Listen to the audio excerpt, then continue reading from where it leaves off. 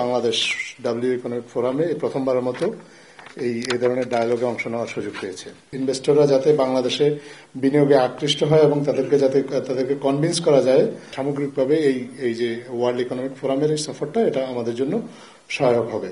এই সম্মেলনে আসলে একটা খুব গুরুত্বপূর্ণ দিক হচ্ছে, এখানে একটা বাংলাদেশ বিষয়ক একটা সেপারেট ডায়ালগ হবে, যেখানে বিশ্বের অনেক গুরুত্বপূর্ণ ব্যবসায়িক প্রতিনিধি বা ব্যবসায়িক নেতৃবৃন্দ পাশাপাশি এবং বেশ কিছু গুরুত্বপূর্ণ আন্তর্জাতিক প্রতিষ্ঠানের সিইও যারা এখানে যোগ দিবেন। এই ডায়ালগটা, বাংলাদেশ ডায়ালগ যেটা, এটা বাংলাদেশের জন্য খুবই গুরুত্বপূর্ণ এবং এটা একটা রেয়ার অপরচুনিটি। সাধারণত উন্নত দেশগুলোই এ ধরনের ফোরামে এই জাতীয় ডায়ালগ করার সুযোগ পায়। বাংলাদেশ ডাব্লিউ ইকোনমিক ফোরামে প্রথমবারের মতো এই ধরনের ডায়ালগে অংশ নেওয়ার সুযোগ পেয়েছে।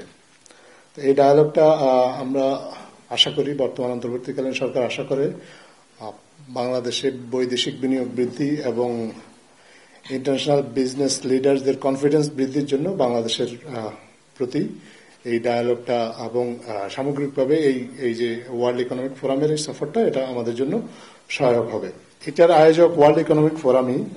ওয়ার্ল্ড ইকোনমিক ফোরাম তাদের, এটা যেহেতু একটা প্রাইভেটলি এই কনফারেন্সটা হচ্ছে, অন্যান্য এর আগে যে সম্মেলনগুলো আমরা দেখেছি ওগুলো মেম্বার স্টেট ড্রাইভেন সম্মেলন ছিল, কিন্তু এটা একটা প্রাইভেট অর্গানাইজেশন, তারাই এটার আয়োজন করছে এবং তারা আসলে বাছাইকৃত দেশগুলোকেই শুধু এই সুযোগটা দেয়। প্রতিবার যখন এই সম্মেলনটা হয়, এবার বাংলাদেশকে এই সুযোগটা দিচ্ছে এবং তারাই এটা আয়োজন করবে।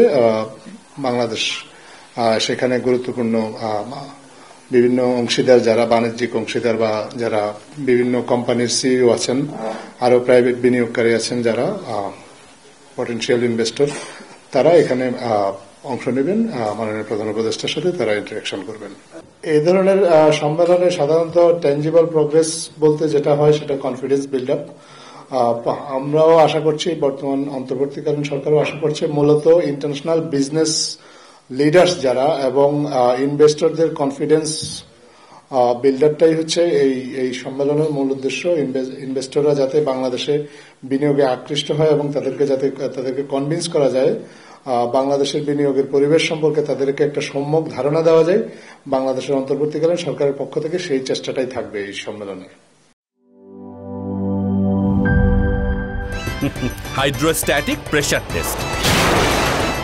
আরে পাইপ তো ফ্যান্টাস্টিক। Impact test. দেখেন কত চাপ নেয়, প্রেসার যতই হোক এই পাইপ ভাঙবে না। মাটির 1250 ফুট পর্যন্ত গভীর চাপ নিতে পারে আরএফএল ইউপিভিসি গ্লাস পাইপ। পাইপের বস, না কিনলে লস।